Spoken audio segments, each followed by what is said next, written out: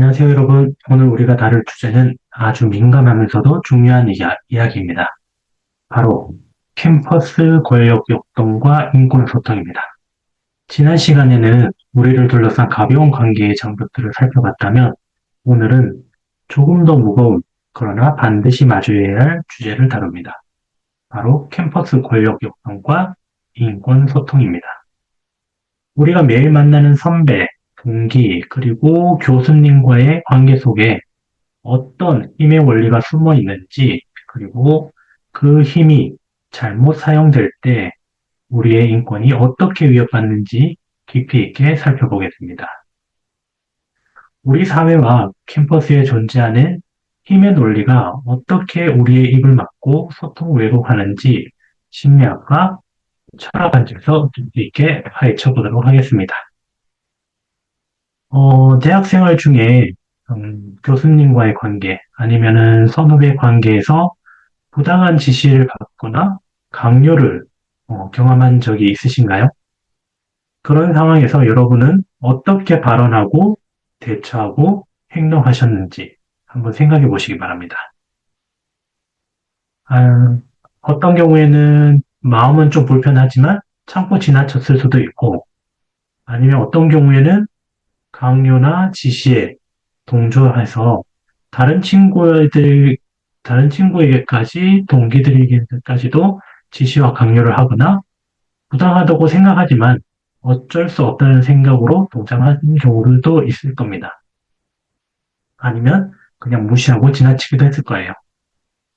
오늘은 대학 생활에서 경험하는 캠퍼스 권력 역동이 소통과 관계 형성에 어떻게 작용하는지 살펴볼 것입니다. 그리고 캠퍼스 권력 역동을 확장해서 우리 사회에 존재하는 힘의 논리가 어떻게 우리의 입을 막고 소통을 왜곡하는지 심리학과 철학의 관점에서 깊이 있게 파헤쳐 보도록 하겠습니다. 오늘 수업의 핵심은 이것입니다. 왜 우리는 때때로 스스로의 양심에 반하는 명령에도 굴복하는가입니다. 단순히 겁이 많았을까요? 아닙니다. 인간의 심리에는 권력과 상황에 반응하는 아주 존귀한 장치가 설계되어 있습니다. 오늘 우리는 밀그램과 잠바르도의 고전적인 실험들을 통해서 그 설계를 들여다보고 나아가 대중문화 속의 사례를 통해서 우리 일상을 지배하는 권력의 민낯을 확인해 볼 것입니다. 첫 번째 학습 목표는 프렌치와 레이븐의 권력 원천 이론을 통해서 캠퍼스 내에 존재하는 다양한 권력의 유형을 이해해 보도록 하겠습니다. 두 번째로는 대학의 부당한 지시나 강요가 발생하는 심리적 지지와 사례를 인권적 관점에서 분석해 보도록 하겠습니다. 세 번째는 수평적이고 존중하는 캠퍼스 문화를 만들기 위한 실천적 소통 방안과 거절의 기술을 살펴 보도록 하겠습니다. 먼저 한번 본격적인 내용이 들어가서 가기 앞서서 한번 생각해 봤으면 하는 겁니다. 학과 대면식에서 전통이니까 1학년은 무조건 외방을 해야 돼. 이건 아마 뭐 관광 서비스과나 아니면은 항공 서비스과 이런 쪽에서 아마 이런 복장과 관련된 그런 지시가 있는 경우들이 있죠. 아니면 과 행사니까 술은 마셔야지. 그러니까 뭐 첫 모임 자리라든지 선후배랑 같이 만나는 MT라든지 이런 행사가 있을 때 이런 말들 여러분들은 전통이라고 생각하시나요? 아니면 갑질이라고 생각하시나요? 우리 사회는 오랫동안 전통이라는 이름으로 개인의 자유를 억압해온 측면이 있습니다.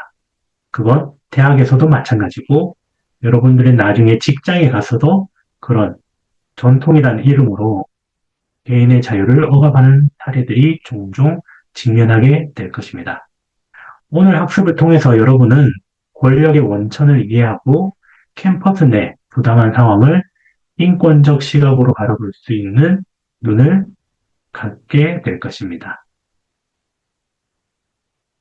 하지만 현실에서는 여전히 이제 강압적 권력이 공기문화라는 이름으로 존재합니다.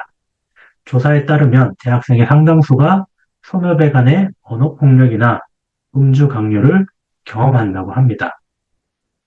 최근에 들어서는 그런 것들을 방지하기 위해서 녹음을 한다든지 녹화를 한다든지 이런 경우들이 있는데 그런 거에 또 맞대응해서 녹음할까봐 휴대폰을 뺀다거나 아니면은 대학 생활에 있어서 특정 엘리베이터를 못 타게 한다거나 그런 사례들이 이제 보고되기도 하는데 이런 것들도 하나의 갑질 형태라고 볼 수 있겠죠. 이러한 문화가 반복되는 이유는 나도 당했으니 너도 당해봐라는 보상 심리 때문이기도 합니다. 우리는 이 악순환의 고리를 끊어내야 합니다.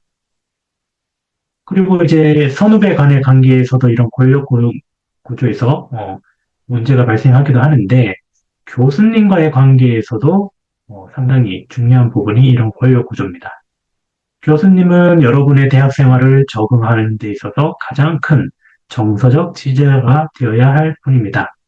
하지만 간혹 자신의 권위를 남용해서 학생에게 사적인 심부름을 시킨다거나 아니면은 폭언을 한다거나 하는 그런 사례가 정말 드물긴 하지만 간혹 발생이 하긴 합니다.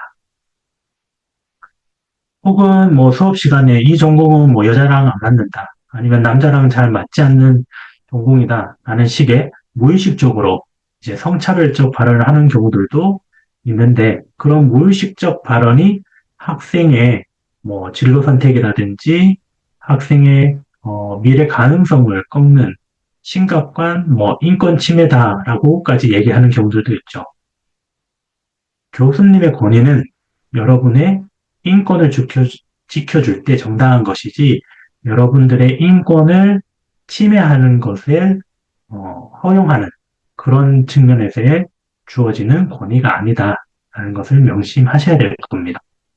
그래서 본인이 됐던 아니면 여러분의 친구가 됐던 아니면 어떤 특정 집단에 있을 때 그런 뭔가 조금 권위에 의해서 잘못된 발언을 한다거나 행동을 하는 그런 모습들이 선배나 아니면 교수님에게서 관찰이 된다라고 했을 때 한 번은 짧게라도 짚고 넘어가는 게 필요할 것 같아요. 그렇다면 어떤 상황을 인권 침해라고 판단해야 할까요?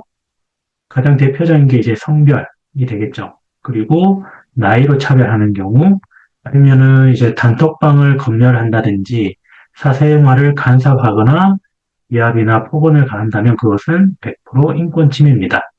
이런 인권 침해가 대학에서의 소통, 대학에서의 건전한 관계 형성에 많은 걸림돌이 되기도 합니다. 그렇기 때문에 이러한 사건, 현상을 목격했을 때 침묵하지 말고 불편하다라고 명확히 의사를 표현하는 게 필요합니다. 만약 상황이 지속된다면 녹취한다거나 사진 등의 증거를 모아서 대학 내 인권센터의 도움을 받는 게 여러분들의 권리를 보호받을 수 있는 하나의 방법이라고 할 수 있겠습니다. 이러한 현상들을 어떤 연구자들은 구체적으로 이렇게 유목화해서 연구한 사례들도 있습니다. 프렌치랑 라빈스의 연구에 따르면 권력의 원천은 한 5가지로 구분해서 볼 수 있다라고 얘기를 합니다. 표를 같이 한번 보시죠. 먼저 첫 번째는 합법적 권력은 학생이라든지 교수님처럼 그 직위 자체에서 나오는 힘이다라고 보시면 될 것 같아요. 그리고 두 번째로 보상적 권력은 학점이나 칭찬처럼 상대가 원하는 것을 줄 수 있을 때 발생하죠. 반대로 강압적 권력은 처벌을 통해서 억지로 따르게 하는 가장 위험한 힘이다라고 얘기합니다. 우리가 지향해야 할 권력은 전문적 권력과 중거적 권력입니다. 선배님이 전공 실습 노하우를 친절하게 알려줄 때 느끼는 존경심, 닮고 싶은 교수님을 따르는 마음이 바로 여기에 해당된다라고 보시면 될 것 같아요. 여러분은 어떤 권력을 가진 사람이 되고 싶으신가요? 한번 스스로 본인은 어떠한 형태의 권력을 닥치면 행사하고 있는 건 아닌지 한번은 확인해 보시기 바랍니다. 캠퍼스 상황을 넘어서 보다 일반적인 사회 전반에 걸친 권력과 복종에 대한 연구도 한번 살펴보겠습니다. 먼저 전설적인 심리학 실험인 스탠리 밀그램의 복종 실험입니다. 여러분은 옆방에서 사람이 비명을 지르는데도 계속해라는 연구원의 말 한마디에 450V에 치명적인 전기 충격을 가할 수 있을까요? 이 실험에서는 놀랍게도 참가자의 65%가 최대 458V까지 전압을 올렸습니다. 이 실험의 설계는 이렇게 구성이 되어 있습니다. 실험은 표면적으로는 체벌이 학습에 미치는 영향을 연구하는 것으로 위장되어 있습니다. 그렇게 하고 피실험자에게 제비뽑기를 통해서 배정하는 척하지만 실제로는 실험 참가자는 항상 벌을 주는 교사 역할을 맡게 됩니다. 반대로 협력자, 조력자는 벌을 받는 대상이 뽑히게끔 그렇게 설계를 했죠. 그렇게 한 다음에 건너편 방에서 전기 충격을 받는 학습자는 전기 볼트가 가해질 때마다 연기를 하는 거죠. 참가자는 학습자에게 단어 암기 문제를 내고 학습자가 의도적으로 문제를 틀릴 때마다 기계의 버튼을 눌러서 전기 충격을 가해야 합니다. 전압은 15V부터. 이 정도는 약간 찌릿한 정도겠죠. 그렇지만 문제를 틀릴 때마다 15V씩 올라가게 되어 있습니다. 최대 450V까지 버튼이 나열되어 있습니다. 일반적으로 가정용 전기가 200V인 거라고 하면 450V라고 하는 것은 상당히 그 처벌받는 사람에게 있어서는 상당히 큰 고통 아니면은 어떠한 해가 될 수 있는 신체적인 해가 될 수 있는 그런 정도의 수치라고 보시면 될 것 같아요. 그런데 이제 실제로는 전기가 흐르지 않지만 전압이 올라갈수록 건너편 방의 연기자는 미리 녹음된 비명 소리를 내며 극심한 고통을 호소하는 연기를 합니다. 피실험자인 참가자는 양심의 가책을 느껴 주저하거나 실험 중단을 요구할 때 흰 가운을 입은 권위자가 실험 지시자는 당신에게는 책임이 없으니까 계속 실험을 해주십시오. 그리고 이 실험을 완성하기 위해서는 계속 이렇게 해야 됩니다라고 단호하게 명령하는 그런 태도를 취하게 됩니다. 그렇게 실험한 결과 450V까지 버튼을 누른 경우가 무려 65%라는 것은 상당히 놀라운 결과입니다.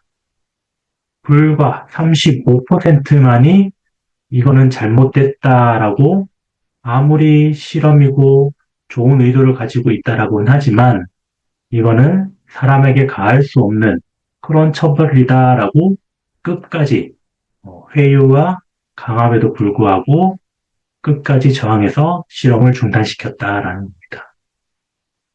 이 실험을 통해서 밀그램은 설계하는 복종의 가장 큰 원인은 개인이 스스로를 권위자의 명령을 수행하는 도구로 인식하게 되는 대리인 상태에 있습니다. 사람들은 이 상태에 빠지면 스스로 도덕적 판단을 멈추고 자신의 행동에 대한 도덕적 책임감을 지시를 내린 권위자에게 전가하게 됩니다. 이러한 대리인 상태에서 나타나는 핵심적인 심리는 바로 나는 시킨 대로 했을 뿐이다 라는 책임 회피입니다. 스스로 주체적인 결정을 내린 것이 아니라고 믿기 때문에 가해 행동에 대한 죄책감을 덜게 되는 것입니다. 슬라이드 우측 일러스트레이션을 보면 지시자의 감독 아래서 참가자가 버튼을 눌러 건너편 사람에게 전기 충격을 가하는 상황이 묘사되어 있습니다. 실험 결과 놀랍게도 참가자의 65%가 타인에게 치명적일 수 있는 최고 전압인 450V까지 전압을 올리는 맹목적인 복종을 보였습니다. 결론적으로 밀그램의 실험은 평범한 사람이라고 하더라도 권위적인 상황에 놓이게 되면 책임을 전가할 수 있는 조건이 형성이 된다고 하면 스스로 도덕성을 잃고 치명적인 가해 행동까지 저지를 수 있다는 권력의 위험성을 강력하게 경고하고 있습니다. 내가 나로서 행동하는 게 아니라 명령을 내리는 권위자의 도구가 되었다고 믿는 순간 인간은 도덕적 책임감을 권위자에게 떠넘겨버립니다. 캠퍼스에서도 마찬가지 같습니다. 선배가 시켰으니까, 학회장이 시켰으니까, 교수님이 시켰으니까 라며 부당한 행동을 반복하는 심리가 바로 여기에 있습니다. 두 번째 연구를 한번 보시죠.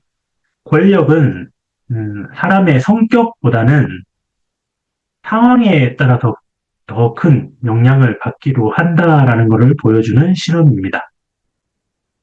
필립 짐바르도의 감옥 실험이 이를 증명하고 있는데요. 무작위로 간수 역할을 맡은 대학생들은 유니폼을 입고 선글라스를 끼는 순간 자신의 평소 어떤 사람이었는지 잊어버립니다. 상대를 큰 번호로 부르며 비인간화하고 집단 안에서 자신의 정체성을 숨기는 탈개인화를 통해서 가학적인 행위를 정당화합니다. 나는 원래 착한 사람이야 라는 믿음이 시스템에서는 나쁜 상자 안에서 얼마나 쉽게 무너지는지 보여주는 섬뜩한 사례다라고 보시면 될 것 같아요.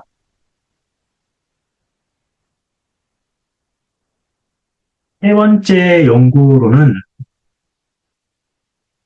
바로 집단 압력이라는 것 때문에 권위자가 없어도 우리는 소통에 실패하게 되는 그런 사례라고 보시면 될 것 같아요. 솔로몬 A씨가 한 실험인데요. 누가 봐도 정답이 A인데 내 앞에 7명이 B라고 대답하면 우리는 내 눈을 의심하기 시작합니다. 모든 사람이 B라고 얘기하는데 나만 A라고 얘기했을 때 그 B라고 말한 집단에게서 미움을 받는다거나 아니면 따돌림을 받지 않을까 하는 그런 심리적 부담감 때문에 또는 모든 사람이 B라고 얘기한 데에는 합리적인 이유가 있지 않을까라고 다수가 맞겠지라는 생각 때문에 결국 오답을 선택하는 비율이 나타나는데 그 비율이 이 실험에서는 무려 37%에 달했다고 합니다. 학과 회의라든지 아니면은 여러분들이 나중에 팀 단위 조별 과제를 진행을 할 때 뭔가 의견 충돌이 있을 때 누군가 자기가 원하는 방향으로 끌고 가져가려고 하는 그런 상황에서 누군가는 거기에 동조하고 또 몇 사람이 동조하고 그리고 다수가 동조하면서 나는 저 의견에 반대함에도 불구하고 다수가 동의하기 때문에 그냥 침묵하는 그런 경우들이 발생을 합니다.